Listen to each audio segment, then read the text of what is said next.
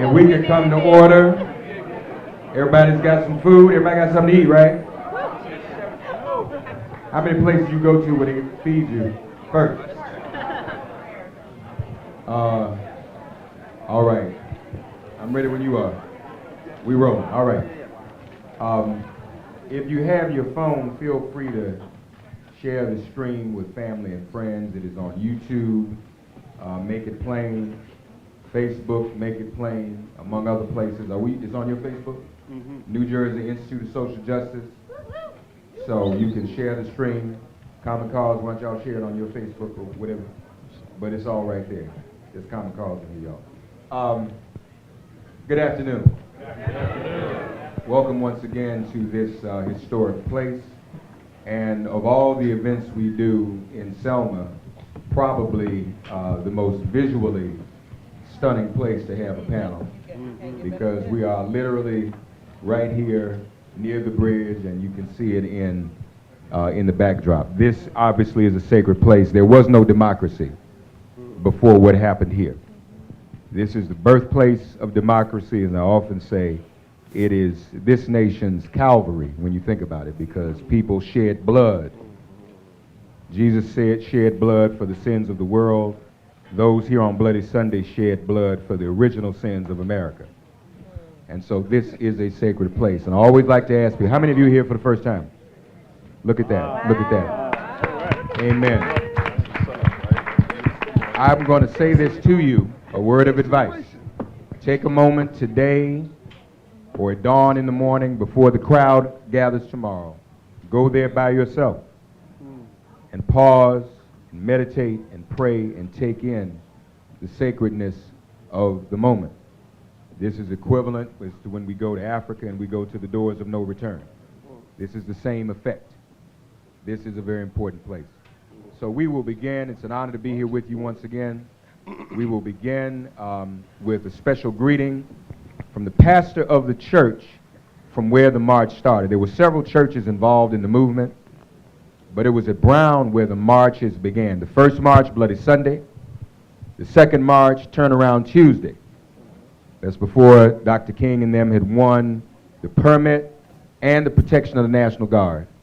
And then the third and ultimate march, which went all the way to Montgomery, March 21st, also started at Brown Chapel. We're honored to have with us the pastor of Brown Chapel, a stalwart. He is the shepherd of that historic cathedral. And so as he comes, before he comes, the board chair is going to come forward. Correct? Didn't we just say that? Of the New Jersey Institute of Social Justice, with these bad t-shirts on. They're going to tell us what they mean. I think I know what they mean. But let her say it for the record. And share with everyone your words about Pastor Strong and what you all did for him today. Good afternoon, everybody. Good afternoon. Can tell we're in the South because you know how to respond. It is, on behalf of the New Jersey Institute for Social Justice, it's really a privilege to be here today. And the main reason I'm here is not to just thank everyone and to thank Brown and the pastor from Brown, but also, if you recall last year, for those of you who were here last year, we talked about being accountable. And everybody was supposed to have an accountability partner to make sure that you chose one thing that you were going to do and come back this year and talk about it. So I'm not going to call anybody out or ask anybody what they did, but you know whether you did or you didn't. And so in this time that we're in right now, in the current moment, if you have not gotten an accountability partner, or you have not chosen something that you want to be accountable for, especially in this time, now is the time to do it. And I also want to say that I have heard too many people saying with regard to this time, I'm scared, I'm afraid. No, no, no, no, no, no, no. We cannot be afraid. We cannot be scared. It's time to be courageous, and courage is infectious. So let's do it. Let's choose what we're going to do to be accountable so that we cannot let time go backwards. and do everything that we can. And while we're here, I had an accountability partner. I'm going to tell on myself. We connected for the first few months and then we dropped off. And so, but we can't drop off because there's too much left to be done and too much to do. We can't roll back. And by the way, DEI is not illegal. The Civil Rights Act has not been repealed. And exactly, by the way. And so we can't, and an executive order does not constitute a law. So let's get busy. Thank you. Okay. Now she didn't do. Okay. So I just want to say as we bring Pastor Strong up, all of the organizations here, Common Cause, the Lawyers Committee, Southern Poverty, New Jersey Institute, Black Voters Matter got together to give a love offering to support, and the Urban League, I'm sorry, the Urban League as well, National Bar, to support the rebuilding and the renovation of this National Historic Site, Brown Chapel. So as we bring Pastor Strong forward, we're going to take a picture.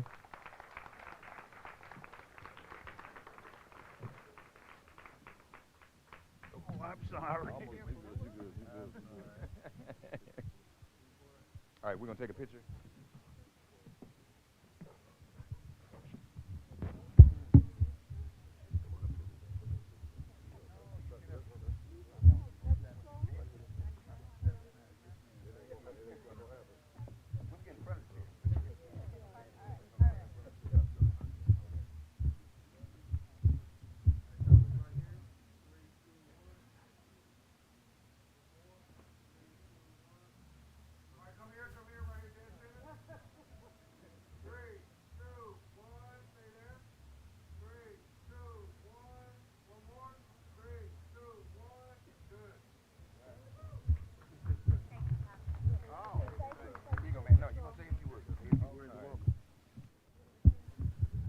Hello, hello, everybody. Hello, welcome to Selma. Thank you for coming to Selma.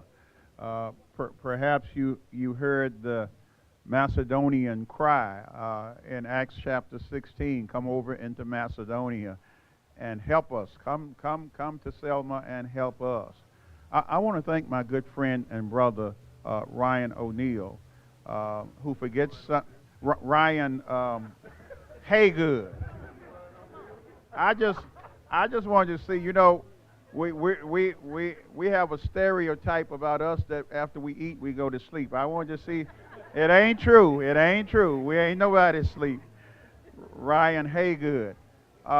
Ryan brought this meeting right here to Brown Chapel for several years because of his affinity for people and for the community, that the professionalism that you all represent does not get disconnected from the people whom you represent. And the only reason it's not there and hasn't been for the past couple of years is because we're undergoing a multi-million-dollar restoration. And I'm grateful that the architects are saying it will be completed by next March. So we're hoping that you will bring this meeting back next March. He deserves a bigger hand than that. This is a good brother, great brother. Let me say two things. I hope that recognition of, I don't want to say God, because certainly the institutional church is not the only iconic representative of God. But I do want to suggest that whatever iconic representations of the spirituality, and I know it's much different now, much more individualized than it was institutionalized back then, but those folk grabbed a hold of their own individual concepts of God who marched to that bridge. They did not march to that bridge without some reckoning, some prayerful reckoning that their motives were of God, their motivation, and regardless of whatever opposition they faced, that the God who started out with them would remain with them to the completion of it.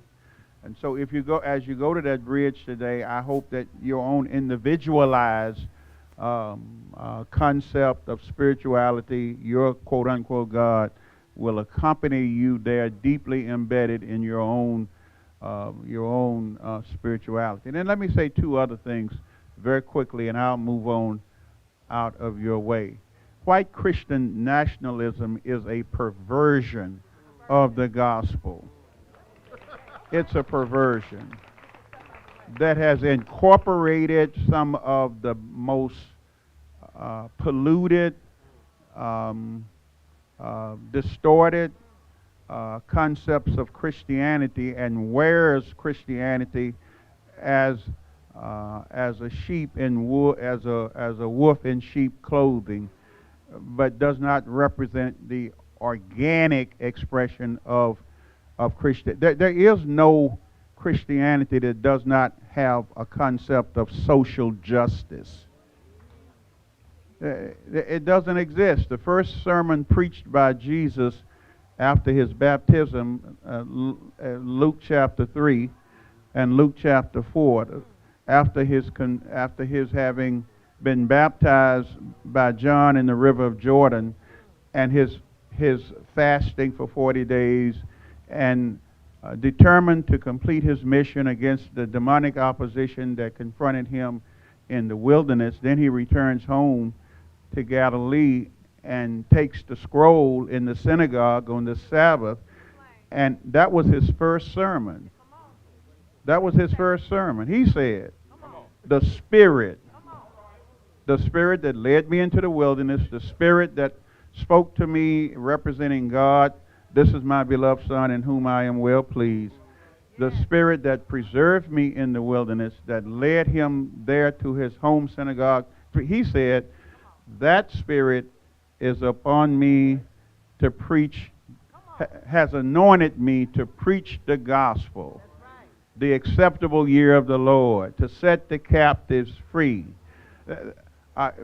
His first sermon after his own powerful baptism experience, confrontation with all of the demonic forces of hell itself, his first sermon embodied personal salvation as well as social justice. And when he spoke at first about components of personal salvation, that home synagogue wrapped its arms around him, oohed and awed, this is our boy.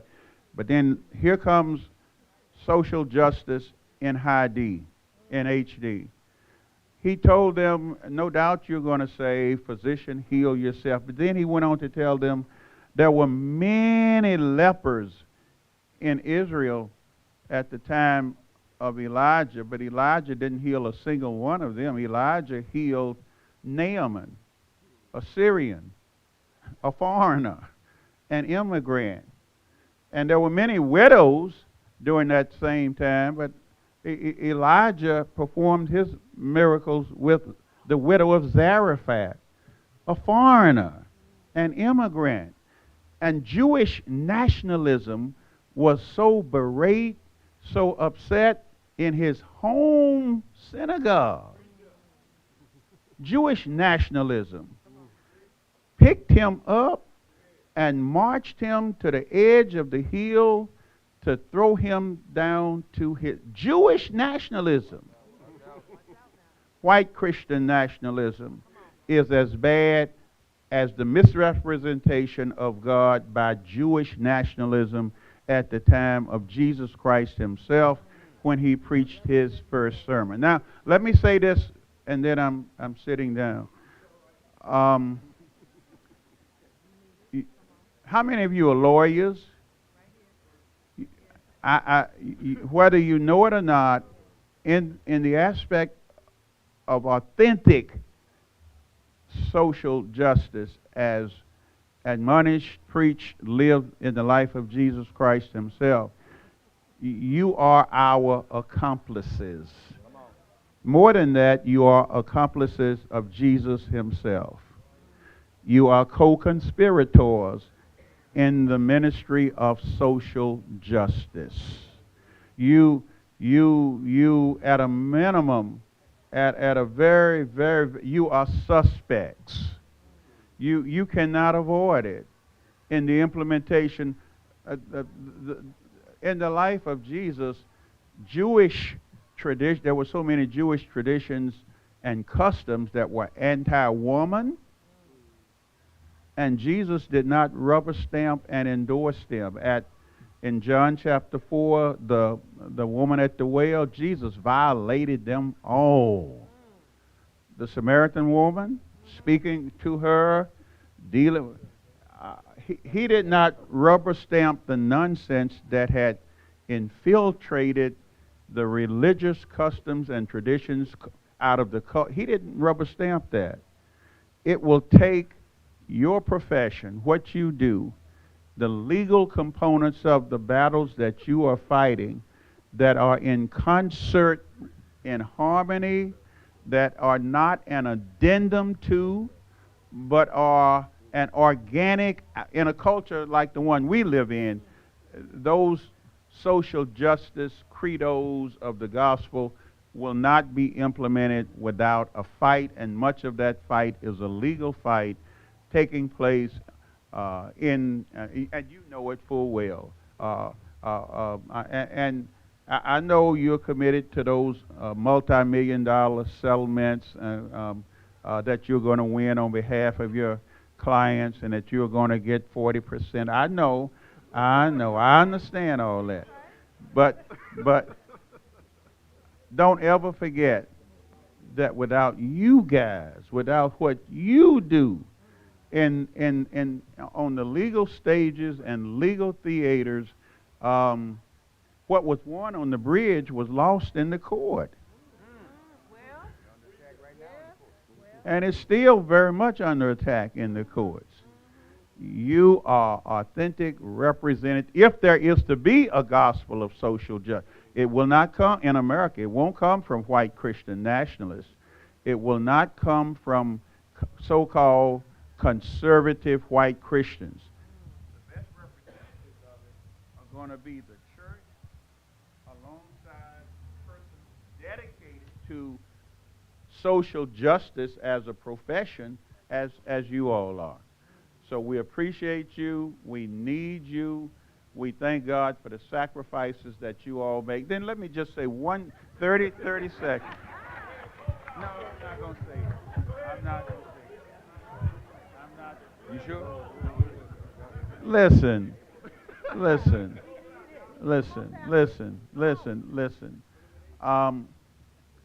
White Christian nationalism has adopted as its demigod a person who doesn't even know the language of Christianity. It is not 2 Corinthians. It's 2 Corinthians.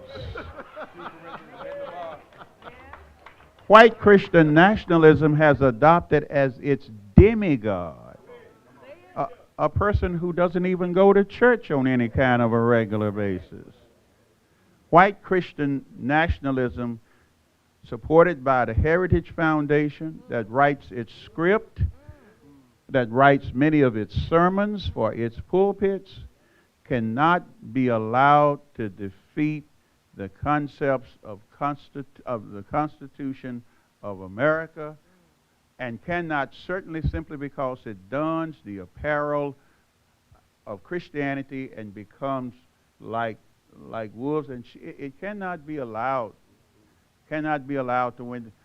And it cannot be allowed because your eyes, my eyes, our eyes have seen the glory of the coming of the Lord. His glory, His authentic glory, as expressed in both personal salvation and as expressed in organic social justice that emerges organically out of genuine, as my mother would say, genuine Christianity. And because our eyes have seen the glory of the coming of the Lord, we know that we have seen the vintage of his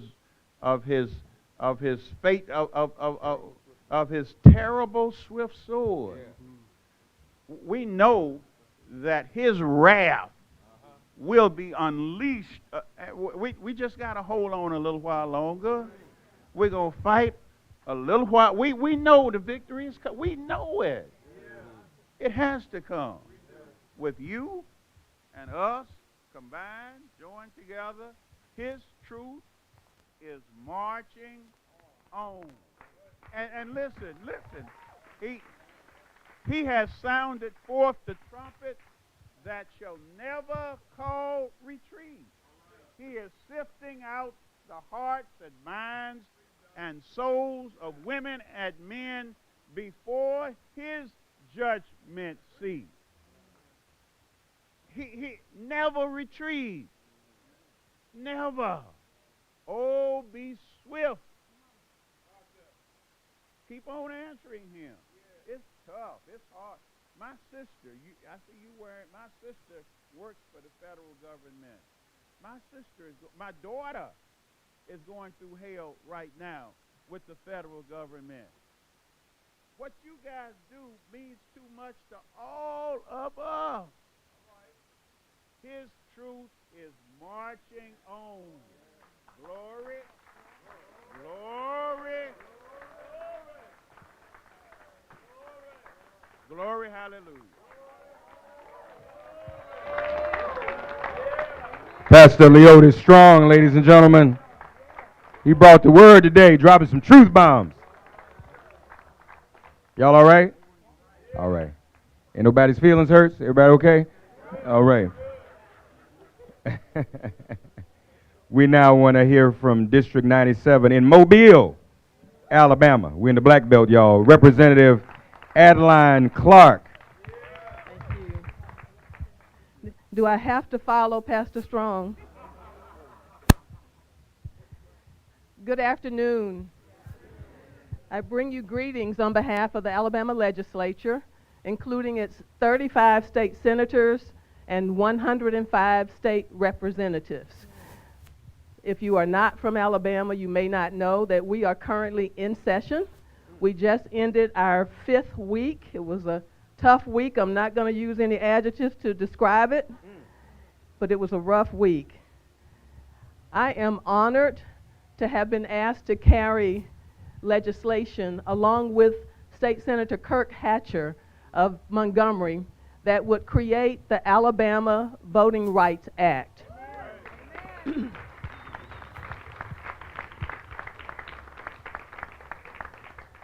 There are a number of organizations that comprise the Alabama Voting Rights Coalition that brought these bills to us. They are identical, but I filed the one in the House and Senator Hatcher filed the companion bill in the Senate. We hope, this is the first year, and you know that sometimes it takes longer than 1 year to get a bill passed. Our hope is that we can get at least a public hearing on one of these bills this particular session. If that happens, that will be a huge step, one to grow on for the 2026 legislative session. In case you do not know, there are other voting rights bills that have been filed by Democrats in the Alabama House. One is an early voting bill that was introduced by Representative Thomas Jackson of Thomasville, Alabama. In fact, he has filed that bill probably for as many years as I've been in the state legislature, and I'm about to celebrate my 12th anniversary in the House. I was elected to an unexpired term. Representative Kenyatta Hassel of Montgomery has introduced a bill that would allow absentee voters to have their absentee ballot affidavits cured or corrected if, for example, they forget to sign the affidavit. If you forget to sign it, guess what happens to your vote? It does not count. And we'd like to thank, I saw some members of the League of Women Voters here. We'd like to thank the League for bringing that bill to us several years ago. And Representative Hassel has been continuously working to try to get that bill across the finish line. Our colleague, Representative Ontario Tillman, who's a lawyer in Jefferson County, has filed a bill that would make, if it passes, Election Day what? A holiday. And regarding early voting, you know, it's sad to say that one of the things that I would hear repeatedly when I was first elected to the Alabama legislature on the floor was, thank God for Mississippi. Well, we can't say that much anymore because Mississippi has surpassed us in many ways. However, it, along with, I think, 4 other states, well, Alabama, Mississippi, and 3 other states, are the only ones that don't have some form of early voting. So what does that say to you? Our Secretary of State says that we don't want to compromise our election security. So you think 47 other states have done that? I mean, it's working in 47 other states. Why can't it work in Alabama? So we hope to get that early voting bill passed. We just want you to know that we are working tirelessly to try to make voting more accessible to the citizens of Alabama. I want you to know that it is an uphill battle. We need you. We hope that we can convince our colleagues across the aisle to vote in favor of these bills. But more than that, we need you, the voters, to encourage your legislators in Alabama to vote for these bills and to hold them accountable. So we are delighted today to have this esteemed panel here to talk to us about voting rights. I know that they have a lot of insight and wisdom to share with us. I am just delighted to see such a huge crowd here today that's so interested in this issue, but you wouldn't be in Selma this weekend if you were not. So thank you, and especially to those of you who've traveled from far and wide to be here, welcome to our state. Thank you for your support, and we hope you enjoy celebrating our history here in Selma this weekend. Thank you. Representative Adeline Clark, give her a round of applause. We're now going to hear, hold on, those of you leaving, hold still. Hold your position, those of you leaving. We're now going to hear now from an NBA superstar. See, my man did it. The other NBA, the National Bar Association, the president, Wiley Adams. Please greet him. Thank you. Greetings. Well, I will say this, it's always a dangerous thing when you get a mic to a pastor or a lawyer. But greetings, everyone. On behalf of the National Bar Association, I bring you greetings. Distinguished panel, judges, elected officials, and guests. I am Wiley Adams. I am the 82nd president of the National Bar Association. And I'd like to exercise a brief moment of privilege to recognize our past president, Paulette Brown, who is in the house. Our board member at large, Hamid Sahir, who is in the house. I don't see him. Oh, there he is right there. And my partner in justice, the First Lady of the NBA, Lisa Adams. Please rise. So the question was asked, how many of you have been here for the first time? I raised my hand. So I am delighted to be here, and I've flown 5,000 miles to join you here today. And 1 year ago, when I looked at this event, I said, you know what? I need to be there next year. And so I marked it on my calendar to be here this day, and there is work to be done. What I have envisioned for this day is that we will not leave here. There are many like-minded organizations here. We need to agree to come together and come up with a strategic plan together. Because sticks in a bundle don't break. So we need to stick together.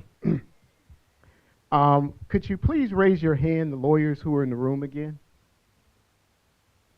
So quite a few lawyers. I will just say a couple things to you. If you are not a member of the National Bar Association, please join today. We have a couple of events coming up in the future where we will continue to fight. The National Bar Association was born in 1925 in Des Moines, Iowa, when we were not allowed a seat at the table at the American Bar Association.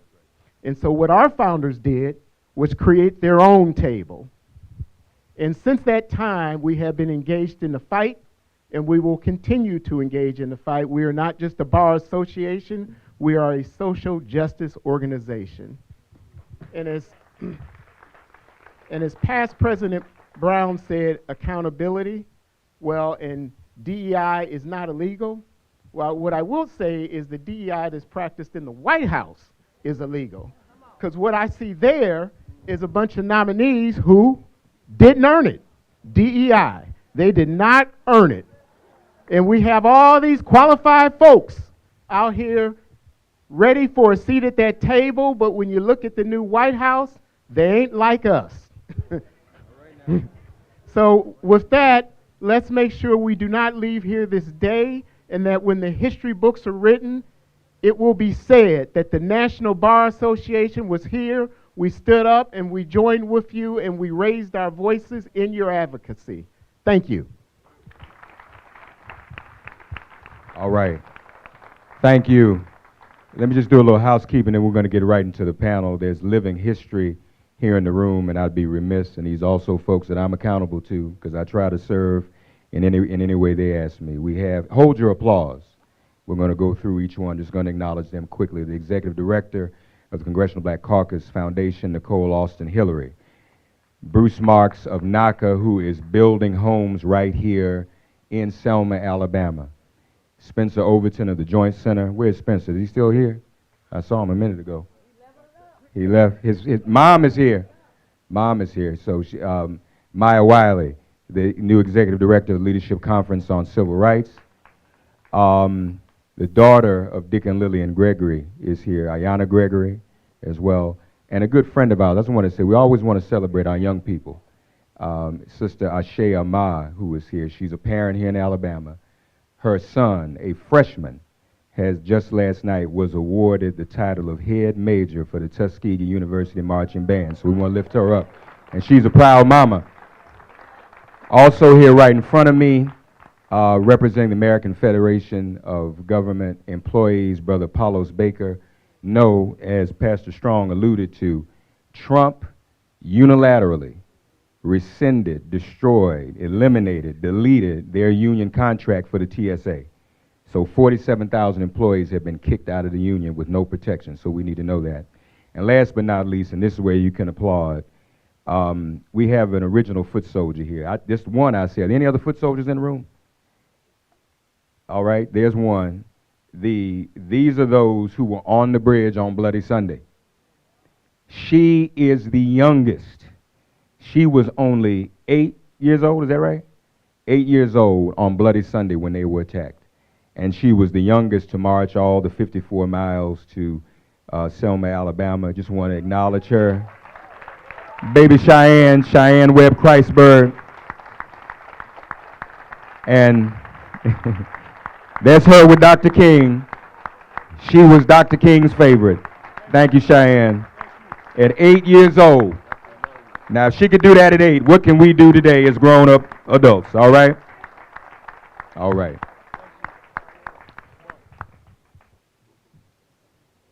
Public intellectual, Kimberly Crenshaw is also here. I saw her come in. Kim, where are you?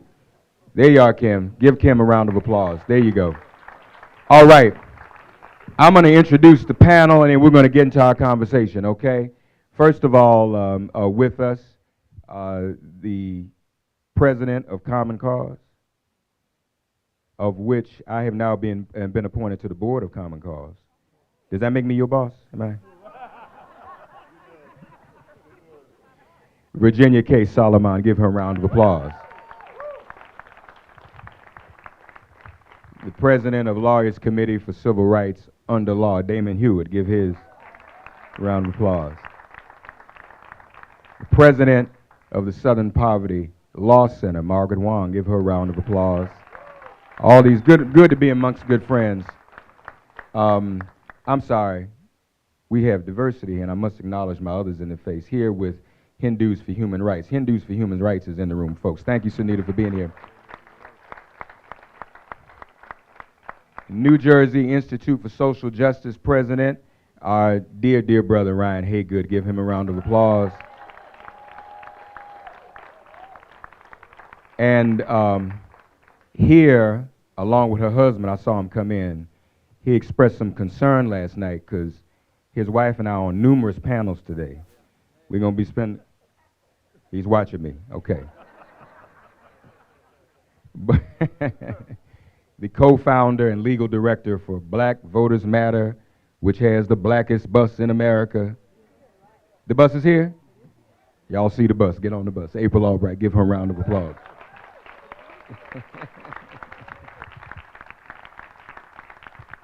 Y'all don't mind if I sit down. So April, we'll start with you since we introduced you last. We're going to go and just if everyone wants to make some opening remarks about why we're here and the state of our democracy, your reflections on it, some brief opening remarks. We'll go down the line. April. Okay, it is on. Okay, hello everybody. We love coming to Selma. I lived in Selma for 10 years, but I have been coming to Selma before I moved here, and I continue to come back because it is like, you know, when you are a civil rights person and you're a voting rights person, or you just a human rights person, right? No labels. You just want folks to be all right. Coming to Selma and seeing that bridge reminds you that it's okay to live your life wanting everybody to be all right. And so the state of democracy is simple. American democracy has always been becoming. There is no one face of it. Every person in this room, and I don't care if you're a white man, because unless you were, right, a white male, right, Protestant landowner, you really were not included in We the People. So we got to start and level set there, because the version of democracy promised by this country was only for them. So everything after that came about because that same declaration said that when the government ceases, right, to give life, liberty, and the pursuit of happiness, it is the right of the people to abolish it and create something new. All of the things that came, all the 13th, 14th, 15th, all of the amendments that we cleave to now to celebrate our citizenship in this country came about because of that part, right? And so democracy in America is continuing to grow and be named. But what I do know is this: the state of democracy is not that, which they define in that declaration. The state of democracy will continue to become what we want it to be. And that is what our discussion is about today. No matter what's happening in D.C., right, it has never deterred people of goodwill, of good conscience, of different faiths, not just one, right, to define and make America be what it wasn't intended to be, but what we want it to be and what we need it to be. So that is the state of democracy.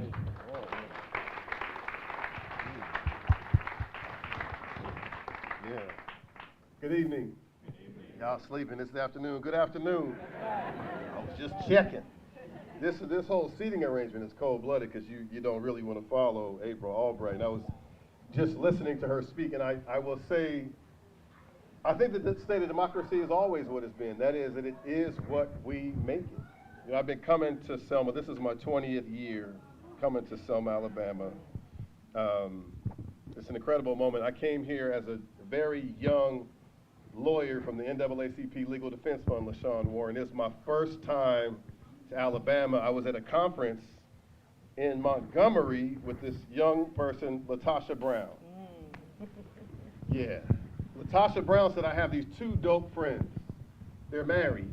They're like hashtag what black marriages matter should look like.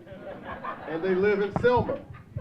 And you can't really understand Alabama without going to Selma and sitting with them. And so I drove over the bridge, and I sat in this hotel. I don't know if it was a hotel then, Cliff, but there was a restaurant, and Cliff had a radio show, and he was recording me on this old school. There were buttons he pushed, two of them to record, right? And the couple I met was Cliff and his wife. We call her the genius, like Wu-Tang Clan, the Jizza, April Albright. Come on. And this was pre-Black Voters Matter. These were just some young folks with a heart for black people who are just trying to understand our place in this world. And what I love about Selma is there's a blueprint for how it happens. That's just not symbolism on the bridge. Like, if we're really serious, and I know you all are, otherwise you could be anywhere, but you've chosen to be here. And what I've learned about this space, our Muslim brothers and sisters take a pilgrimage to Mecca. You might go to Ghana to the point of no return. In America, we have our own Mecca, and that's here. And the blueprint is here, that if we want to change the world in which we live, and we do, because we're here, it's always, always, always started from the ground up in our communities. All we need is the imagination to create what doesn't exist. And you can't do that unless you have fierce resistance. Because in the absence of resistance, not you all, but people generally tend to get lazy and they fall asleep. And Erykah Badu says, but we got to stay woke. And part of staying woke is recognizing the resistance and building what we want to see in the face of it. Last thing I'll say is, when I think about Bloody Sunday, what blows my mind is that they didn't know what they were going to create. Yeah. Because it didn't exist. Right. It'd be like if you set out to be a lawyer as a black person, but you never knew a black lawyer. Somehow they had the vision to see beyond what the opposition actually was to create the world that they wanted to create, and they did their part. And so I welcome you. I'm so thankful to be here. April was joking that Spencer Overton was here with the backpack on, and that was dope, because that means we leveled up. But then I see this Kimberly Crenshaw in the back. Oh, we leveling and up. That's like level up. And so I welcome you all to this space. I do just want to, before I close, I think too often we wait for people to pass and then we say nice things, but then they pass and it's not as meaningful. So it's important to give shout outs in the presence of family. So I just have a couple quick ones. One is Pastor Strong, who's left. Like when you think about, like in sports, they talk about leaving it all on the field. Like last year, for example, was knee replacement. He should have been in the bed, Teresa Brown, he was here. He now needs hip replacement. You saw, that's why I got behind him. Real talk, I love the man, but also didn't want to fall off the stage, right? And that is what it looks like to give all that you got, in a similar way as Mark Thompson. Yeah. Every year here in Selma, Mark leads the march, among other things, but you rarely see him in the photos. If we get honest. Real talk. Tomorrow people are going to be elbowing, not y'all. Margaret, not you. Folks are going to be throwing elbows to get to the front of the front. Real. Some of them haven't flown in yet. True. You'll see it. You'll see it. They'll be throwing elbows to get to the front, to get that. And the precious photo, Craig Drinker, is when there's a photo of the march, Kimberly Crenshaw, you see them in the front row. So that's what they have in mind, not y'all, because y'all going to be like, I just want to be in the march, get the photo, of course. Right. But I'm not elbowing folks, Teresa Brown. But the person who always leads the march is Mark. And he throws no elbows. You know why? Because he's not interested in being in the picture. He does this thing he does. So I just want to acknowledge Mark Thompson right now. Yes. But wait, you said before, thank you. You said before people pass. You know something I don't know? Yeah, no, you just... But listen though. Kimberly, I'm like, what is... Listen, but life is precious though. Let's be honest, and we black. Let's just keep it real. We black, and the diets we got ain't helping. Y'all pray for me that ain't gonna happen. Last shout out though, because a lot of hands went up. If you are from the state of New Jersey, I just want you to stand up, please. Yeah. If you're from the state of New Jersey, I just want you to stand up, please. Institute board staff and our friends, welcome to the mighty, mighty Selma, Alabama. Thank you. That's what I'm talking about. Marty, please, go right here. Thank you, Mark. All right. Oh, is that on? Let me see. Is this one work? They turn it on individually. Hi, y'all. Hi. Welcome to Selma. Welcome to Alabama. We're glad you're here. I want to talk a little bit about what democracy means for the Deep South. We think of democracy as being something we do every 2 to 4 years in November. Come on. That's real. But really, democracy is about having government that is accountable to us. Well. Government that is for us, by us, with us. The cuts, the chaos of the last 6 weeks are not just about creating a mess in Washington and distracting all of us. And I see you, friend, I know. There are more than 40,000 federal employees in Alabama. Come on. Georgia and Florida have the 4th and 5th largest number of federal employees in the country. This is about jobs. Simple. 1 in 3 people who work for the federal government is a person of color. Come on. Now, that's not enough. But who do you think they're laying off? Speak. So this is not just about passing laws or protecting the vote. It is about those. And that's why we're here this weekend. But it is also about erasing the way that government looks at us, takes care of us, thinks about what we need as part of its function and service. And the attacks that are underway are going to make it so much harder, especially for the people who are struggling the most. The cuts to federal housing programs. In Alabama, Yes. that's devastating. Devastating. The cuts to health care. We've already seen hospitals across the state of Alabama cutting and closing. 44 states in Alabama offer no gynecological care whatsoever for women. It's going to get worse. This is how we make democracy relevant. This is not about the politicians and the elected officials and who's got the best social media post about the democracy that we're marching for this weekend. This is about protecting our communities Yes. and making sure that government works for us, not against us. Amen. So we're here to invite all of you to take this personally. This is not about just our friends and family who've been affected by the chaos and the cuts. It's not just about the honorable employees who have lost their jobs. This is about all of us because we all know people who have lost their jobs. Amen. We all know people who will lose their housing or their health care. This is about making sure that our voices are raised in defense of the rights, the civil rights that we have been fighting for 60 years and longer. So we're glad you're here because we need you in this struggle. Amen. And we look forward to talking more with all of you this weekend.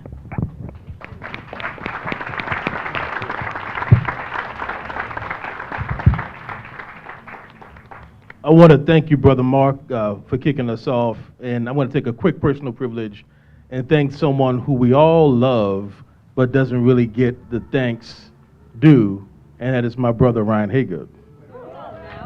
Started off right. And Ryan, I thank you for your consistency as a human being and as a man, as a leader, as a friend. You've been here for Selma for 20 years. You've been there for me for as long as I can remember in our careers.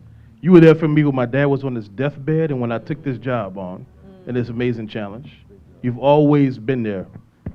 And Lord willing, you'll always be for the rest of my life. So thank you, brother. I love you. Come on. I love it. Let's do it. We are in a time that feels so familiar. It's a time of national crisis. And some people are starting to wake up. We're in a time of bloody Sundays. We're in a time of standoffs in the schoolhouse door. We're in a time of people fearing for their physical safety for them and their families. We're in a time of rising, not just white supremacist ideology, but racialized violence. We're in a time of obstruction of justice and defiance of the very basic rule of law, let alone a racial justice vision for what the law could do for people. We're in a time of crisis, but that's when we do our best work. Not just as lawyers and organizations, national, local, but as a people. That's when we find our stride, our purpose. And so we're also in a time of redefinition. We talk about the state of democracy, but when people hear the word democracy, they mean different things. Margaret gave you some tangibles about what it means. And I'm going to add to that and talk about some concepts. At the Lawyers Committee for Civil Rights, we talk about a formula for what democracy is for our people. It is voice, so that we are meaningfully heard through the ballot box and otherwise, through protest, and dissent, which is critical and vital to this country, and is frankly part of the Black American tradition. Always has been, from the North Star to the height of the Civil Rights Movement to today. It is opportunity. Give us a chance, and we will show you exactly who we are and exactly what we can do. Yet we find ourselves simultaneously locked out of opportunity, but also locked in to concentrated poverty, to schools where the teachers are well-intentioned, but average experience is less than the next school. Locked out of resources, locked out of a way to get your foot in the door to a college, university, to a workplace. But it's also about a third thing, the word that people don't like to talk about, power. Come on now. Power. Power can mean not power over somebody else. See, that's the other way. Yeah. That's the way you see in D.C. But we talk about power as a people, power of pride and culture and community, power of bodily autonomy, whether you're a woman or not, power of self-determination, power to determine what safety looks like on your own terms. I want me and my people to be safe from state violence by the police and vigilante violence by white supremacists on our own terms. Voice, opportunity, power. Think about these concepts. We have to redefine what democracy looks like, and it leads to the next thing. You know about Reconstruction, the first Reconstruction after the Civil War. You know about the second Reconstruction, Come on. Civil Rights Movement, which led to civil rights legislation, like the Civil Rights Act of 64, the Voter Rights Act of 65, all of which are under attack, and so much more. But think about what Reconstruction is. Reconstruction, both of those Reconstructions, were fundamental realignments of the legal, political, and social relationships between Americans and the state, the government, but also between and amongst Americans ourselves. A fundamental realignment. When you're in a moment of national crisis, like the Civil War, like the height of the Civil Rights Movement in the 50s, 60s, when you're in a moment of national crisis, it's time for redefinition, but also time for reconstruction. So what is our third Reconstruction going to look like? Well, What are the terms of engagement? come on. What is the vision for the future? That's what we need to be talking about right now. So even as we fight back against the things that are happening right now, and we have to, and we'll talk about lawsuits and all the things we're all involved in, but we also have to fight forward, because it is the vision of community, it's the vision of people of concern like us who are actually going to make that third Reconstruction possible. Okay now.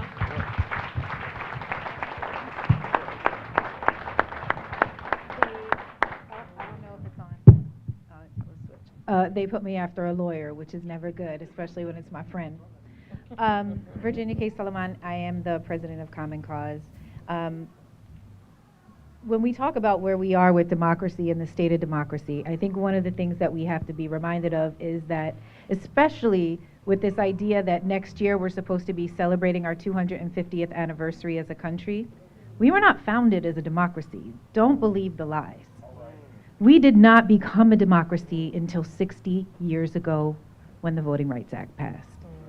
If you talk to international organizations, they did not recognize the United States as a democracy until 65, and so we are a relatively young democracy. Until people had the right to vote, we were not a democracy. And the people who oppose us are the same ones who are trying to bring us back to the time before the Voting Rights Act. But I think one of the things as we think about who is, because we always talk about they, who are the they, who are the them. It's not just Donald Trump, he is a symptom of a larger problem. This has been a plan by many on the far right for a very long time. This is the convergence of white Christian nationalists who want to bastardize religion and corrupt billionaires who want to buy our country. Yeah. So my thing every single time when you ask what's happening right now, follow the money. Come on. Look at who is in this administration. This is the richest cabinet in U.S. history. And now we have Elon Musk, a billionaire who came from South Africa, whose family benefited from apartheid, and that is how he became the richest man in the world, coming and trying to not only buy our elections at the national level, but now he said, well, I'm going to dip and dab into, I don't know, a Supreme Court race in Wisconsin, putting $1 million in there. He wants to own every single one of our legislative bodies. And so as we think about what we can do when we talk about where we are in the state of democracy, the only thing that gives me hope, and my job, our organization, our tagline is we hold power accountable, is that sometimes we feel powerless because it's like, what can I do? It feels really big when it's just us as individuals. But that collective us sitting here today, every people in our organizations, the people we talk to on our streets, our friends, our neighbors, that is the we that will win this fight. But the question that we have to have is not what is the state of democracy. It is what do we want the state of democracy to be when this moment passes? Because it will pass. And it's going to be one of two things. It is going to be a Christian white nationalist state that is owned by billionaires, or it is going to be a new democracy that is built by us. And that is the question that we have to answer today.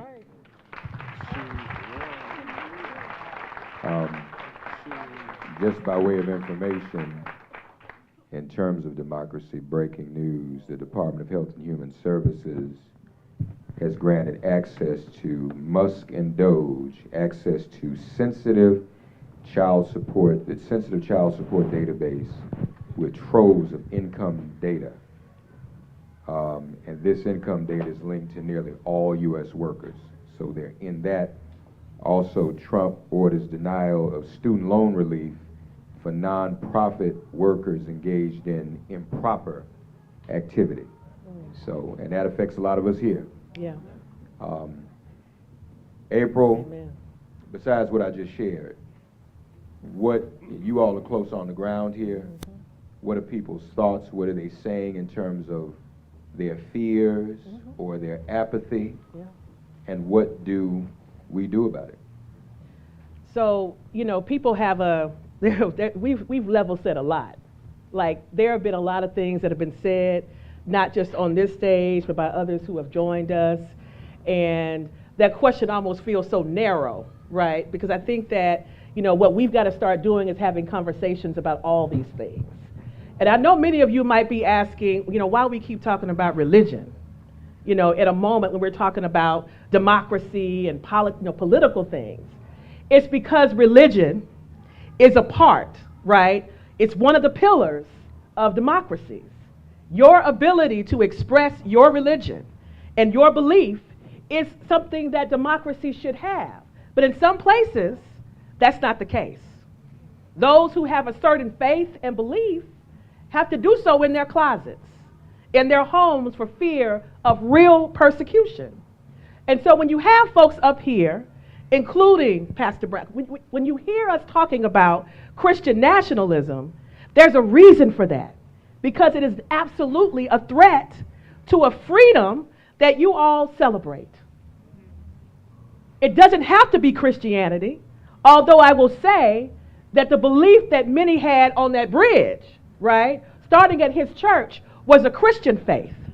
So when he was talking about Luke 4:18, which I became exposed to, and that baptized me when I was living here, and why it allowed those who were at the church to walk over here to this bridge, was because Jesus said that the Spirit of the Lord is upon me, and I'm going to finish the whole phrase because it's important.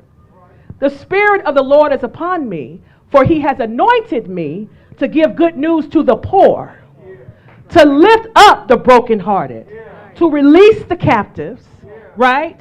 And to give and express that this is the year of the Lord's favor. And so that scripture not only motivated that pastor, but motivated those folks to leave that church, come over here, and it created an environment where we all can celebrate the right to vote. So that is the power of faith. And so it is not unwelcomed in these spaces. It just means that Christianity isn't the only, because we all need to be, whatever faith that you are a part of, the goodness of those faiths, the parts of those faiths that tell us that we have to be here for each other, that we have to fight with each other, and that we have to look death in the face and say, not today, right, is what has allowed for our movement to not only start, but to be sustained. So we've got to let faith come in the room and not be afraid that our faiths are different. We have to say yes to all of them so that we can be inspired in this very scary moment. So we can cleave our purses. And this is even for those who may not have a particular faith. They just may have faith in us and each other, right? All of it belongs in this moment if we're going to survive. And not just survive, but thrive. So what I'm hearing on the ground, right, is that while I'm concerned, and many folks, 92% of us, I was a part of that, voted in a way that we believe would help to sustain this moment. But what we are all coming to grips with is, do you want to be comfortable or do you want to be well? And we have to be honest that in many respects, what we've been fighting for and maintaining has given us a level of comfort. And so we're being asked in this moment, do you want to be whole or do you want to be comfortable? Because being whole may mean that we might be a little bit uncomfortable. Not in the way that they keep telling people we need to be a little uncomfortable as we unravel this system, but uncomfortable in a way because we really need to be transformed in this nation. We have to accept that the new level set is that we're not going back. Who wants to go back to that? Who wants to go back that you need a Voting Rights Act even though you got a 15th Amendment? Is the Constitution real or not? And I have fought alongside many of my comrades in here to keep that Voting Rights Act in place. But let's be honest.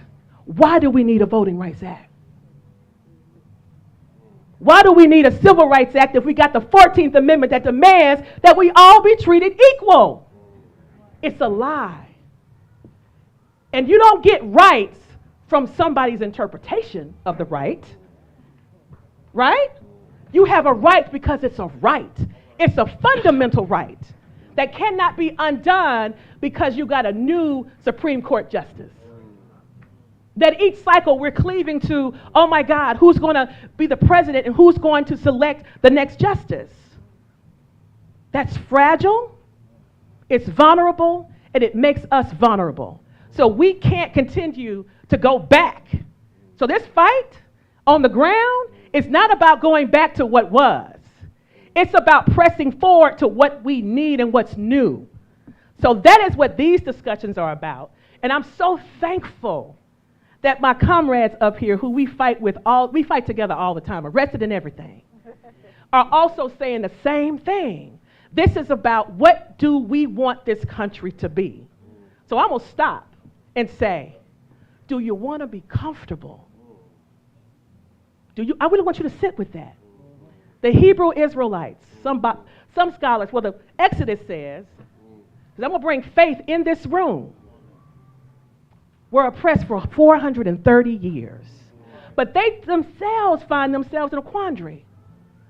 Do you want to be comfortable or do you want to be well and whole? They had to answer that question, and we have to answer that question right now in this moment. Because wholeness and well are going to have us do some radical things. It's going to have us change the way we think about each other, the way we see and value our institution, the way we spend our money, the way we gather our money, the way that we see our health, and how we support each other in all being well. We're going to have to we're going to have to remove this unholy tethering that we had to the origins of this country, because it's fooled us and made us think that we're comfortable and okay because we can go to Starbucks and we have homes and we got these jobs, right? And life looks so peaceful. but the plantation looked real peaceful. If you rode by the plantation, it was quiet. Massa and his mistress is on the front drinking Kool-Aid and lemonade. But believe me, there was nothing peaceful about that environment. And so here we are in a very similar space. So we got to be different. And it's that moment that we are in. And I believe that we are up for this moment. All right.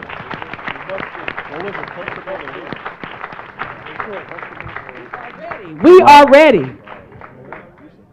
We are ready. Thank you, April. Margaret Wong, have we been too focused on the ballot box and just getting out to vote versus being focused and educating and organizing around the larger issues of democracy? What do you think? And how has SPLC been handling this? Thanks, Mark. So what I want to remind everyone here is so critical in this fight, and it's the reason why we're all here in Selma today, is that we in the South understand what's happening more than anybody else in this country. This is not new for those of us in the South. We've been fighting this for centuries. The bad things that are now being adopted nationally and by the federal government, so many times they get their origins here. Y'all remember the Shelby Act, Alabama. Y'all remember the Dobbs decision, Mississippi. The latest case on protecting the unhoused came from Oregon, but only because we had been suing and defeating the state of Alabama every time they tried to criminalize the unhoused here. These ideas come from the Deep South, from white supremacy, from the origins of slavery and Jim Crow and segregation. So as we're looking today to how do we fight back, especially for those of you who've taken the time to travel and come here, I encourage you to listen to your fellow activists from Alabama. They have fought this fight for their entire lives. They know what it's like to be up against impossible odds. They know what it's like to have all the actors, government, corporate, political leaders against them. And this is a moment when we can lift up their leadership, their courage, their vision for a different world. That's why we're here. Southern Poverty Law Center has made a significant shift over the last 5 years to investing in building relationships in community. We've been doing the legal work for 50 years, but the community work we've been doing for the last few. And why are we doing that? It started before this administration. Because we know that litigation without community doesn't do any good. We know that fighting policy efforts without hearing from community whether this makes a real difference for them doesn't do any good. We're trying to take our lessons now by listening to community. And across the Deep South, there are so many ideas. Here in Selma, there are so many ideas for how to improve lives in our community and improve democracy for our country. And I hope that all of us will spend more time listening to community, not only this weekend, but as we move forward, because there's so much vision and leadership here that we will all benefit from. Amen. Thanks. Okay, Margaret, thank you.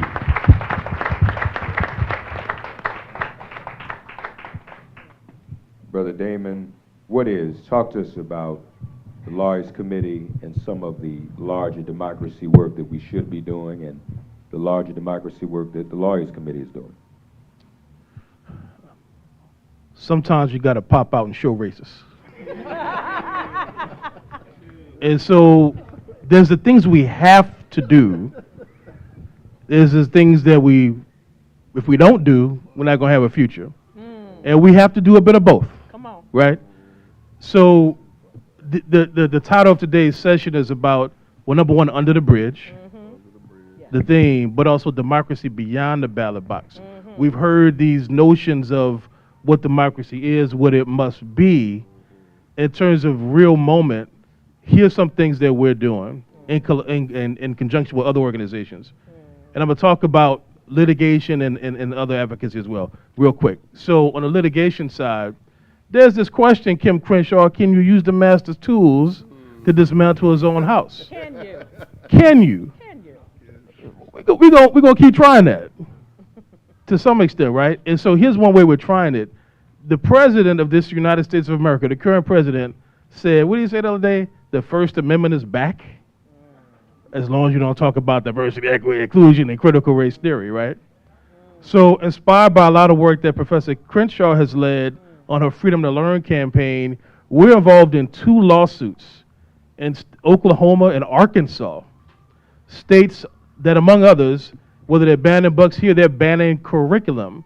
In Arkansas, they actually have a bill on the books that says you can't teach about these concepts, and they specifically mention critical race theory.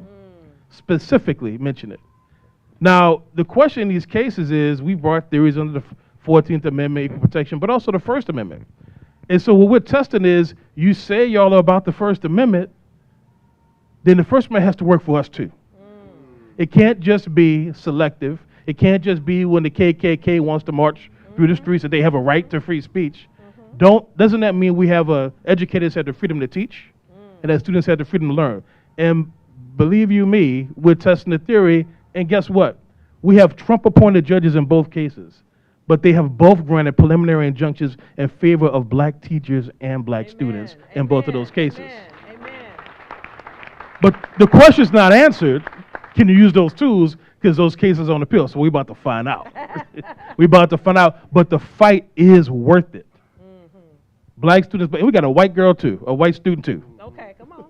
Who articulately said, this is about my ability to learn about black history, which is American history too, right? In one of our cases, right? So I also want to talk about a case we filed recently on behalf of a group called Chicago Women in Trades. I don't know if you heard of this group, but they actually work nationwide, helping primarily 70% of their clientele is black and Latino women to get into the trades, the kind of trades where you think about the white guy plumber with what you see the crack of his, you know what, and he's in the union and you can't get into that. But actually, there's a lot of people who are doing this work, whether they're in those unions or not. And there's a lot of women who are trying to do this work. That's exactly what Chicago Women in Trades does. But guess what? The Trump administration said, well, you can't do illegal DEI. So we're going to threaten to terminate your federal grant from the Department of Labor.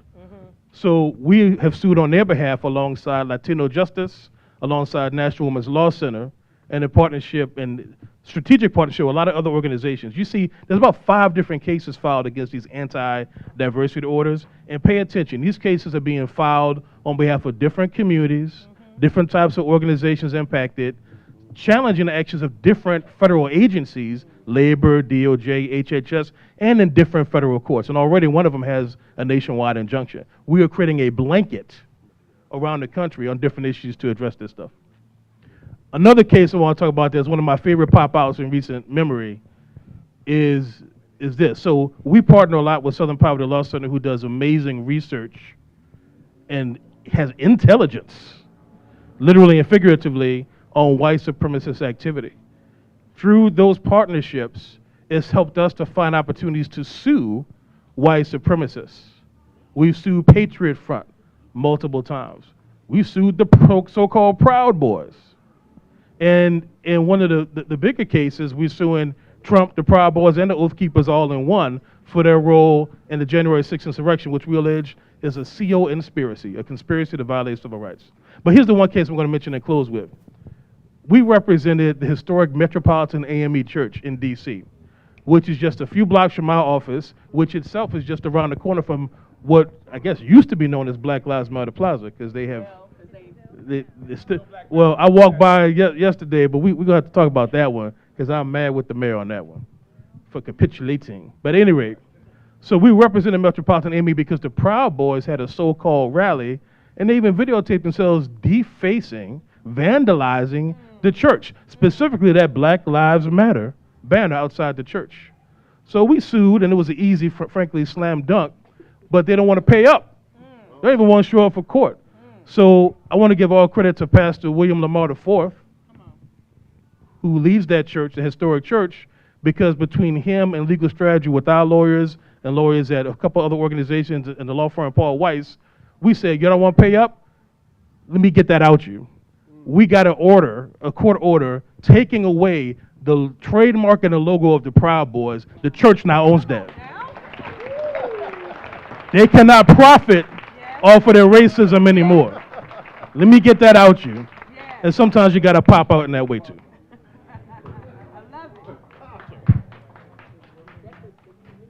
Thank you, Damon. Thank you. Virginia, tell us about your experience with placing an ad in the Washington Post and what that was like in terms of speaking out for a healthy democracy and the efforts to suppress that. Yeah, so Common Cause and our friends at Southern Poverty Law Center, we've been paying attention to the corruption that is coming out of this White House.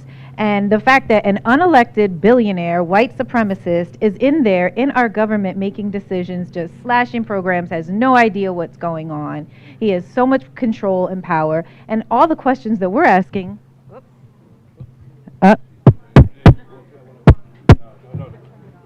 Turned it back. Okay, it's turned it back up. What we want to know is who's actually running our government. We want to know who is actually making these decisions. So we began on February 17th. We launched a campaign called Fire Elon Musk. Yes. Donald Trump likes to fire folks. Okay, you got your prime first person there because this man should have no decision making over our lives. So we go to place an ad in the Washington Post. Fire Elon Musk. There's a special Washington edition that there's this wrap that you can put outside. It lands on the desk of the president. It goes to the White House, the Pentagon, and Capitol Hill. So we're all set. We're good to go. And then we hear the Friday before it's supposed to run on that weekend, we can't run your ad. Now, mind you, they have been doing these types of ads with beautiful pictures of Donald Trump, airbrushed, smiling, thumbs up, thank you, Mr. President. But as soon as it's something that is pushing back against him, they say no. We also know that Jeff Bezos, the owner of the Washington Post, who also owns Amazon, Jeff Bezos has been acquiescing to the president. He's been going along to get along. He refused to do an endorsement for Kamala Harris.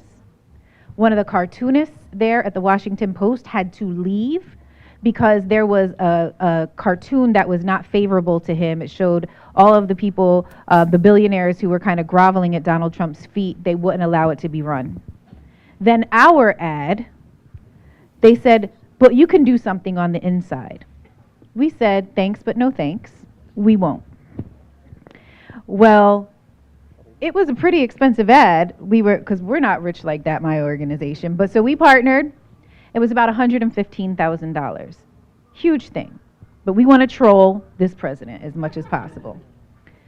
So we decided, well, we're not going to put our money there. We ended up getting, because of so many media outlets, this Fire Elon Musk campaign, we ended up getting about $17 million worth of free advertisement because all of the other folks picked it up. But we're not done. See, a lot of people were saying, were you guys afraid? Hell no. I'm not afraid of Elon Musk. I grew up in the projects. My family is from Puerto Rico. I had to grow up fighting half the time. I am not afraid of a bully. None of us should be afraid of a bully just because he has money, because he's still a garbage human being. And so I said that. But I think in addition to that, we're ramping up our campaign. So just this week, we took out a billboard in Times Square that says, "Fire Elon Musk." And every week between now and the end of June, there will be a different message to the White House that can go out in the media. And every person from those white Christian nationalists who come with their red hats to Times Square will see something.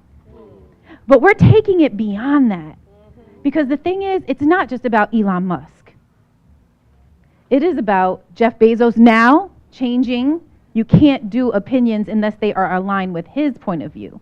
So the thing that we're thinking about is, if democracy requires us to have freedom of speech and freedom of the press, and the press is hidden behind paywalls, number one, because you can't read half the articles nowadays. They're hidden behind paywalls. Our press is owned by billionaires. And the social media that we consume is also controlled by billionaires. If you think for 1 second that the reason that Donald Trump didn't got the amount of votes that he got was not due to Elon Musk manipulating the algorithms on X, Meta allowing hate speech on Facebook and Instagram, we are coming for them. Because you are either going to have journalistic integrity or you will have no paper. After what we did, thousands of people canceled their subscriptions to the Washington Post. And our message to them is, you think you have power, but you don't have people power. Money only buys you so much. It only buys you so much. So when we're thinking about what we need to have in this moment, just the question that I was asked about, are you nervous? Of course I'm nervous. We all know. There are some cruddy people out there. But it doesn't mean that we have to be afraid. Alexis Johnson McGill, who runs Planned Parenthood, said, "It's okay to be weary, but we can't be wary." We can't be afraid of our own power. And in this moment, I think one of the things, if nothing else, that we take, I would ask everybody in this room, find your political home, whether that is in your church, whether that is your local community, whether that is the Urban League or the National Coalition for Black Civic Participation, Common Cause, SPLC, New Jersey Institute for Social Justice, Black Voters Matter, you name it. There are organizations right now who are ready to receive you, and not only receive you, but give you a voice. Because at the end of the day, it is your voices that matter. I'm honored to be on this panel with my friends. But I have had more out of this experience at Selma the past few years when I have come out of listening to the people from Selma, out of listening to people from Chicago, from Mississippi, from Louisiana, from Florida, Georgia, wherever you come from. And so right now, the thing that I will say, in addition to holding power accountable, is we need to not only build our own power, but show up for one another in community. And I invite all of you to be in community with us. That's right, let's go.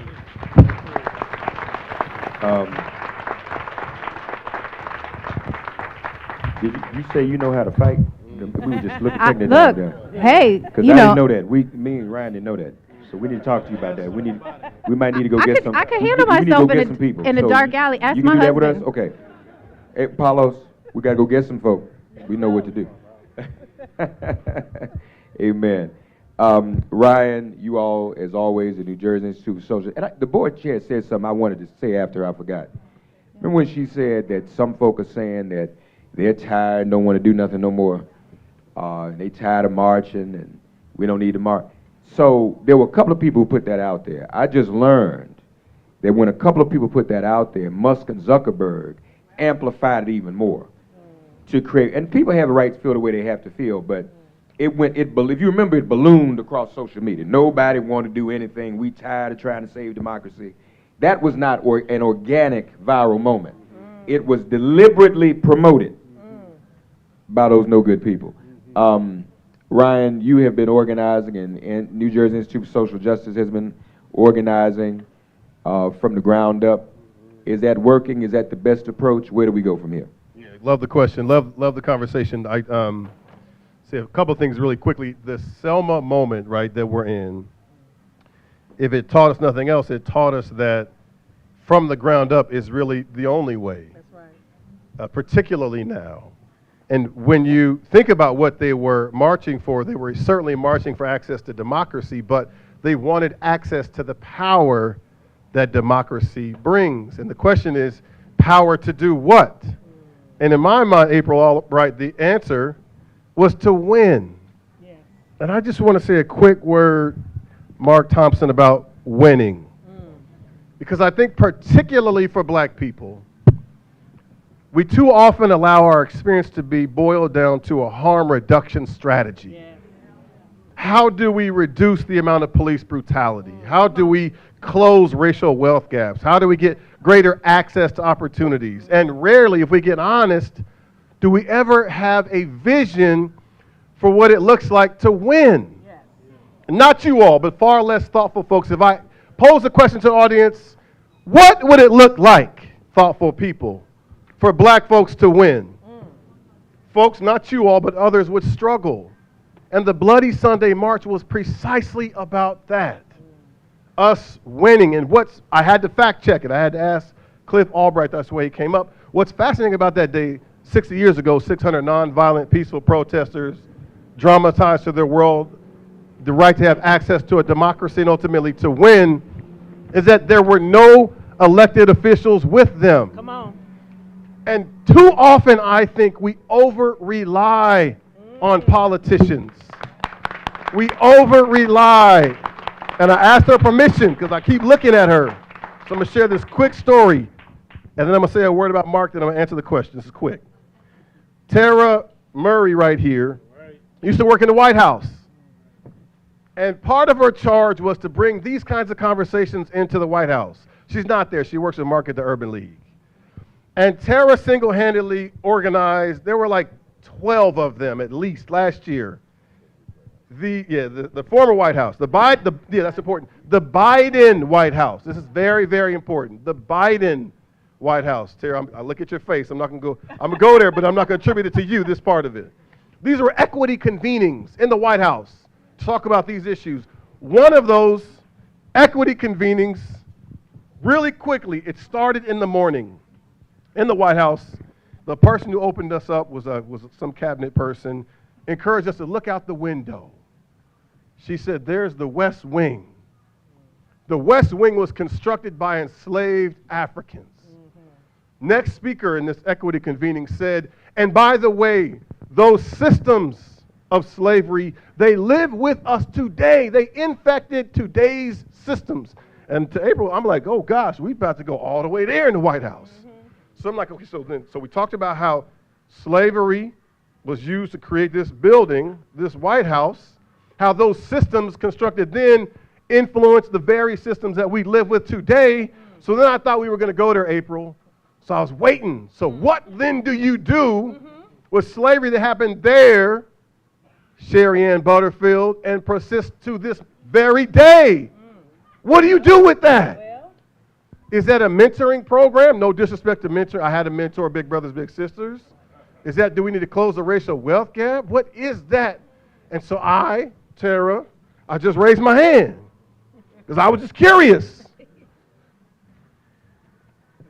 Given the context of this conversation and this moment we're in, if you take the racial wealth gap, that nationally it would take black families 240 years to catch up to the wealth that white folks have today. 240 years. Folks are living a long time, but Dorian Murray Thomas, anybody going that long? Right. Is it appropriate to have a conversation about brace yourself, somebody said it, what reparations might look like? Well. But hold up, no, y'all clapping. This is a different environment. No. No clap. Literally, the person that was leading this session, I looked at her, she looked at me, I looked at her, she looked at me, one more time, heard me, literally, head fell down. And she said to me, we're not talking about that here. So just hold that in your mind. A few months later, we were here in Selma. President Biden came. And Mark, as I shared, he was leading the march. Somehow, because of Tara, I'm just keeping it real, me and Damon were up there in the front, just keeping it real. That's how we got there. It was Tara. We did not elbow anybody, by the way, because Tara got us there. And it was an unbelievable moment. We get to the top of the bridge right there. And Mark stops to offer the prayer that John Lewis offered earlier, who he had passed by now. So Mark offers a prayer that includes, among other things, a prayer for reparations. President Biden he's praying over President Biden that he would have the courage to just say the word, to just explore what might it look like to think about, to study reparations for black people. And it was a prayer. I believe the Lord heard it, Mark Thompson. I believe Biden wanted to hear it. But what we heard back from them was, this just isn't the right time. Because the way politics work, Ryan, that word is a lightning rod. And like we're talking about re-election. After all, that's why we're having these equity convenings. Because in these rooms, we tell you, black people, we care about your issues, just hold on and wait a little while. And if we get honest, what we were hoping for, some of us, including 82% of black men who voted slow down assaulting us for the results of this election, is that we were told when Kamala Harris wins, then when President Obama was in office, we were told when he gets his second term. And I just want to submit to you all that we can't rely on these elected officials. Cannot. Mobb Deep, Damon brought in Kendrick. Mobb Deep in the 1990s had a classic song. It was called Shook Ones. In different context. Amber, Randolph, but it essentially was, ain't no such thing. You're scared to, you shook. And it concludes you cannot be a shook ones. Cannot. And so I bring this here because what I think we learned from Selma, this is our Selma moment. It is. Amen. It really, really is. And it has very little to do with shook one politicians. Even the most progressive sounding politicians will always be keepers of the status quo if you let them. And so what I think the powerful moment is that we have an opportunity in our communities to build the win we want to see. If it's in voting, as my colleagues McCowery and Assad have done, we looked at how you can actually, in our state, you can lower the voting age for school board elections. Talk about expanding rights, bringing new voters into the political process when nationally their rights are under attack. We can think about new voting rights acts in individual states, but more than that, on the topic of winning, I want us to think about how we go back to our respective communities and begin to have conversations about winning in the context of reparations. It's not going to involve politicians, and it can't, because why would you bring in a season of thinking about winning with some folks who are going to tell you what's not possible. So I'm going to close here to make this point. I got this dope t-shirt on. That's right, we ready. I'm going to bring you into it. 3 words, 3 periods, all caps. It came from the mind of Lori Beecham and my colleague Rupa Matwani. At the end of the last year, folks were shook. They weren't listening to Mobb Deep. There was just shookness, fear. Folks are just looking for places to hide. They were like, why are we hiding? Stop hiding. So we said, you know what, we're ready. We are ready. So that was 2 people came up with the idea. And then we had 1 person, my man Jake Gerard. I'm not going to show him to you because you're going to want to use him. He's not available. Jake Gerard designed the t-shirts. And those things have been going like hotcakes. It's almost like they were made by Black Voters Matter. But they weren't. We made them. 3 people. So I'm going to close the marker, but I want us, we're going to do some things. They were standing on the bridge. We real comfortable, though it's hot. And some of y'all ate. So I'm going to lead us. It's not what I do, April. Come on. I'm going to lead us, Mark. So this third here, you all are the we's. You're the we's. You right here, you all, you're the R's. Okay. You know where we're going, April. I do. And you all, including John Schreiber from NJ Pack, that's New Jersey, by the way, are the readies. Yeah. So if you're able, I'm going to just ask you to stand with me right now, please. I know it's hot, but it was hot then too. Just stand here. Remember your assignments. No shook ones, Kim Crenshaw. We's over here, this third. I'll see you, Cartine, thirds. R's. Ready. And just as a heads up, we're going to go back, too. Come on. This is going to be ready, we are. All right. We are ready. Ready, we are. And because this ain't my gym, Are we? April Albright's going to lead us. Yes. And the thing I'm is, ready. we got to believe it's true. I'm ready. You can't leave here shook ones. Even if you're shook, just push it on down. Right. Okay, Martin? He's not. That's Division I athlete, Notre Dame right there. Here we go. April Albright on the Okay. We Are Ready. Yes, please. Do I start us out? Oh, yeah, you do. But I like to be with the ready. We had already been. So you can double down on Ye- the ready. Okay. All right. All right. Y'all ready? Yes. Y'all ready? We are. Wait. Because I didn't really hear the we. Feel it, shook We ones. didn't feel. We are Okay, I'm gonna split it. I'm gonna go back. Oh, y'all messing it up. Okay. So it's we are ready. Ready are we? Now it may seem a little off. It's okay, right? But you important. You a bridge here. We're gonna start over. are All right. are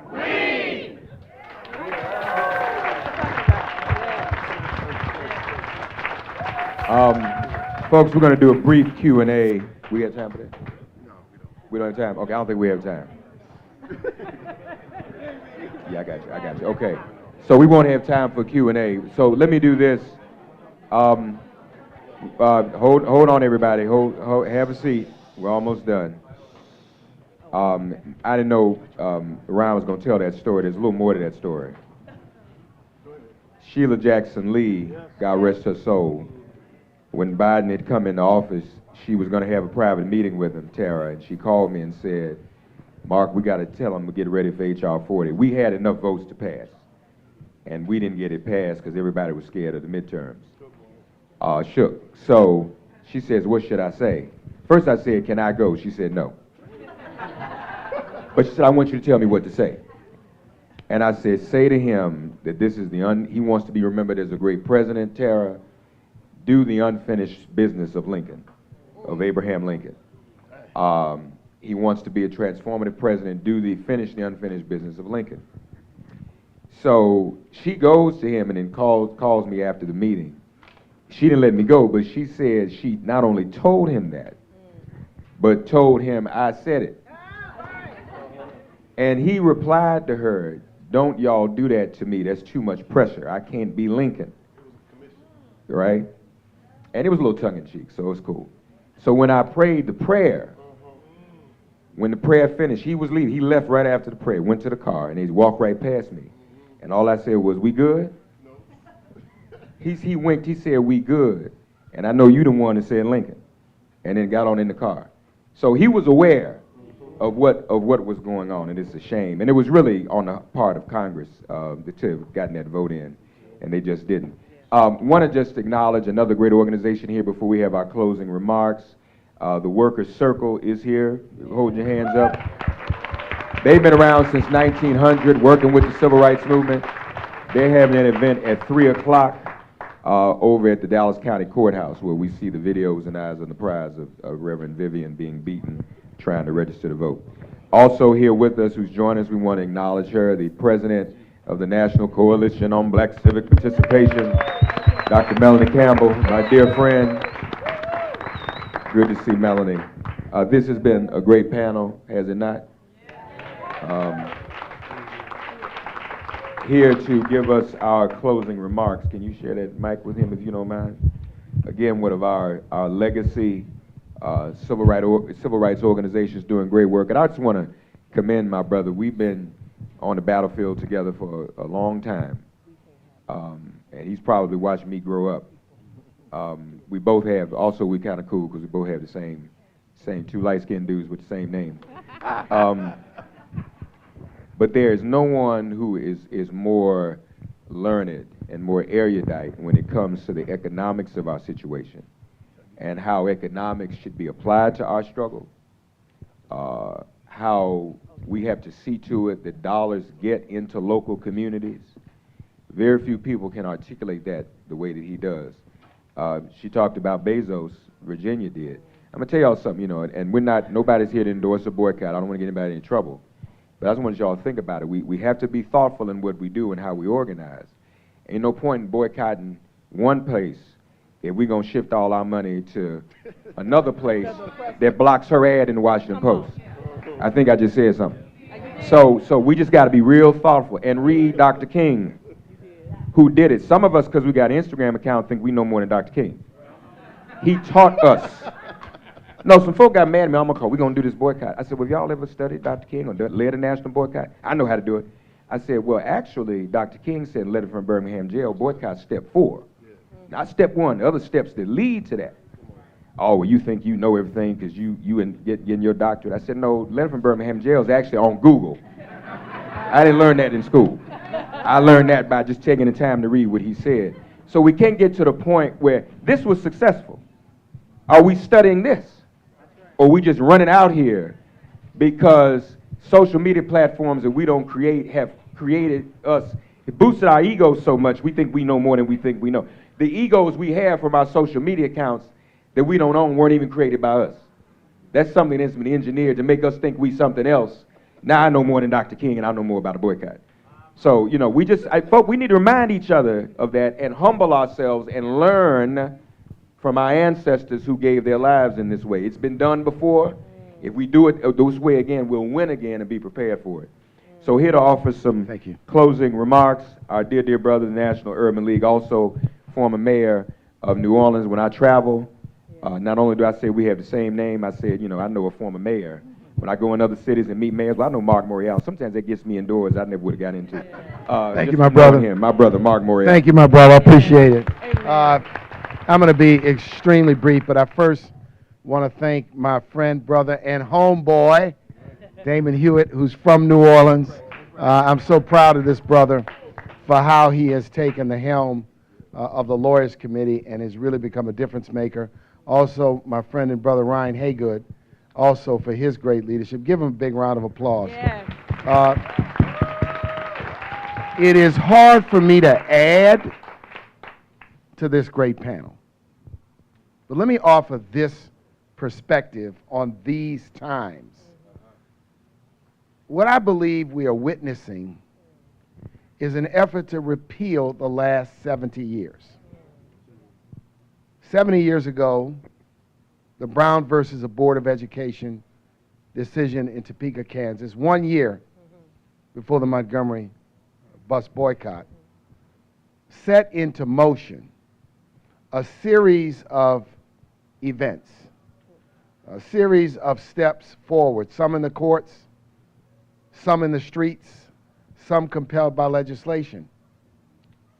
The 1964 Civil Rights Act, the 65 Voting Rights Act, the 1966 War on Poverty, which gave you HUD, the Department of Education, Medicaid, Medicare, Job Corps, the 1968 Fair Housing Act, and everything in between. I went back and looked at the poverty rates, 1963, and then looked at the poverty rates 15 years later, and there was dramatic change. In 1965, every single company in America, top 500, was run by a white man. Every university, predominantly white institution of higher education, run by white men. Every hospital, every trade association, every museum. And I could go on and on and on. Don't get me wrong. The last 70 years have not brought us where we should be. But the last 70 years made significant progress in this country, and we have been the beneficiaries. I don't think there's one person in here who was a person of age when they crossed that bridge in 1965. None of us here can say we marched or we were arrested in all likelihood. We've been the beneficiaries. Now what falls to us is to ensure that our children and children's children are not going to litigate the battles of our grandparents. This is bigger than a presidency, a single or singular issue. It's a generational challenge. 1900, 1890, 89, 90, 91 in our beloved hometown, the Citizens Committee that included Louis Martinet, the lawyer, set up the Plessy situation as a test case to test the separate car ordinance law of the state of Louisiana. If you go back and look at the documents and the discussions, they never thought they'd lose. They looked at equal protection of the laws. How can that be interpreted in any way, shape, or form to sustain separate seating or separate facilities? But they lost. And the next, from 1896 to 1954, many of our organizations, the legacy civil rights organizations, were founded in that breach. In the early 1900s, the fight and the battle was to just restore where we had been in the Reconstruction period. So now it falls to us. And there's only one question for this generation. It isn't about whether we have the wherewithal, the intelligence, the strategy. The only thing online is whether we have the courage and the fight to do the fight in an intelligent way, to do it in a sustained way. I got a lot of folks say, what are we going to do? And they almost are looking for a one-punch knockout. Isn't there one lawsuit? Isn't there one political move? This is a long trench warfare. War has been declared on the last 70 years. It's been declared on the modest progress that we have made. And it's so pernicious that they're trying to knock out our ability of our organizations, the ability of those institutions within the government, like the Civil Rights Division of the Justice Department, the Equal Employment Opportunity Commission, the CFPB, those institutions within the government that were created to enhance and protect and promote this progress are being systemically and unlawfully disabled. So this is a fight, and this is a strategy being undertaken in this war where there was a transparent battle plan called 2025. And people said, well, they don't really mean it. And even 47 said, I never heard of it. Again. So all I say is, in this moment where we're here to commemorate 60 years ago, that this be a moment of recommitment. And those of us in this room, we're the evangelists, we're the frontline soldiers, we are convinced, we do the work. But what we've got to do is convince others. Too many people have a combination of either comfort or fear or something else that really troubles me is called despair. The sense that I have no hope, it can't get better, I'll sit on the side.